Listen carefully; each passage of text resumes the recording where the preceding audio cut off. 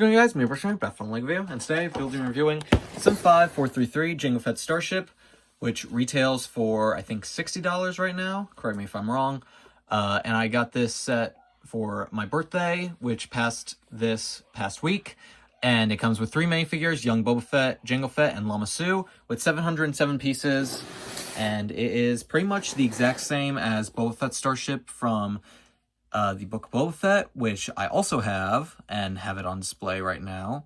So it's pretty much the exact same thing, but with some minor tweaks to it. So yeah, without further ado, let's just get into it.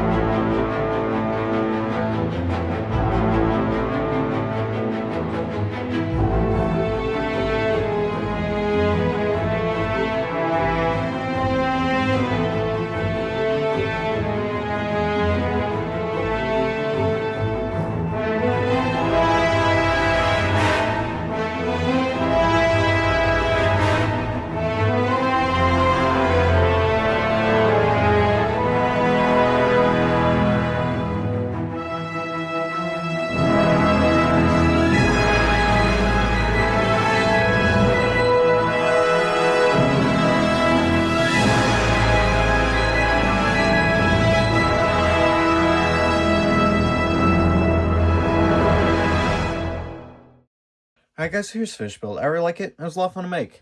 So it is pretty much the exact same as the Boba Fett one, but it does have some slight changes made to it, but I'll get into that in a second. First, let's start off with the minifigures. First, we have Young Boba Fett. So this is, I believe, the 3rd version of this minifigure. And I think that they nailed the printing on the torso. The head is a little iffy for me. I'm still not a big fan of this flesh tone for every single clone minifigure. I think that the plain, regular Lego flesh tone worked pretty good. And I think that this hairpiece makes him look a little bit too emo. But he does have a double-sided face print, which is nice. So yeah, this is a pretty sought-after figure, considering that he was only in 2 sets. Next, we have Jango. So this is a pretty good-looking Jango. I really like the leg printing and the torso design. Let me see if I still have him in this drawer. I don't have him in this drawer. I'm not sure where he is, but I do have the 2013 version of Jango. So if I had him, I would compare the two, but I'm not sure where he ended up. So for now, I will just put a image up there. And here you can see they updated the head print. So it is now in the new clone skin tone. So now it is different than, obviously, that one up there. And he has some nice scar details, as well as a beard and a nice looking hairpiece as well. He comes with his jetpack and some nice back printing right there. And I do like the sand blue color. I like that Lego stuck with it because I think it looks pretty darn accurate to the movie, despite what some other people online are saying. And he comes with his 2 blasters, as well as his helmet with his updated rangefinder, which I think works pretty well for Mandalorians.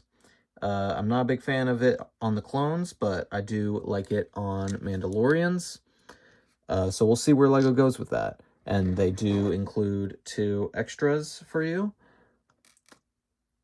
And I think overall it's a pretty solid minifigure. Next, we have Lama Su. So this is the 1st version of this guy. And he comes with some nice printing. And this is the 2nd Kaminoan we've ever gotten. And I really like the fin. I think it adds a lot to the minifigure. So yeah, pretty solid minifigure all around. Alright, now let's move on to the Slave 1, which like I said, is kind of different from Boba's version. So let me pull it down off the shelf here It's a little bit dusty, but it's still a good ship. Let me take it off this for a second. So right out of the gate, you can see that they're pretty much identical except for some of the side details. Stud shears here are in different places, different sticker placements, and the ramps open up to different things. So this ramp opens up to the seismic charges, and this one opens up to cargo. Let me get these back down. The wing design on the side looks about the same. This wing does turn automatically. This one, however, does not. I don't know if that's just my model or if it's all of the new ones.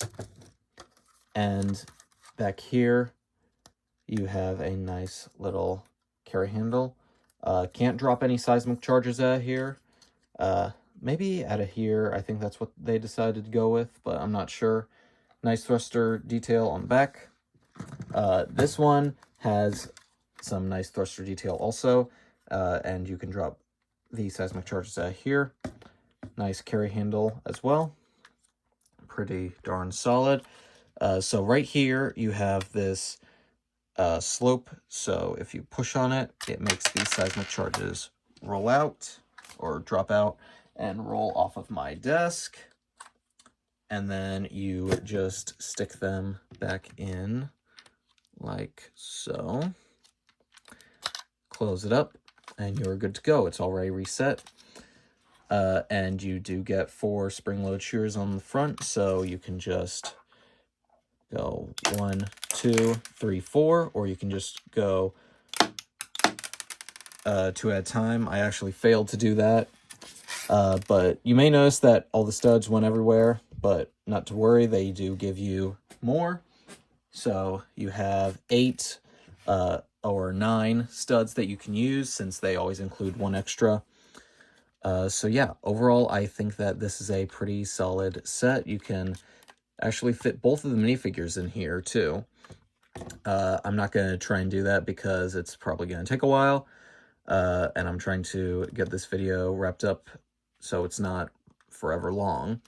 But just know that you can do it because LEGO was able to do it, so you will definitely be able to figure it out. It may take you a little bit of time. It's going to take me a little bit of time too. And for the Boba one, you had this loading ramp style thingy. This is the one from the Boba one. The Boba one actually had a ladder piece, and people were complaining that it's going to bend, so LEGO decided to use a lot of plates to reinforce it. And now you have a good looking display stand, which will work on your Jango Slave one, and it will also work on your Boba Slave one. So you can just buy, these are really cheap pieces, you can just buy them off of Bricklink. And then you can have a character, LEGO has Lamassu do it, pilot the cart. And you have a crate, which you can fill up with whatever you desire. So yeah, that'll do it for this LEGO review, guys. I hope you enjoyed it just as much as I did making it. If you did, I would greatly appreciate it if you could leave a like, comment down below your thoughts, and let me know which one of these sets you guys prefer.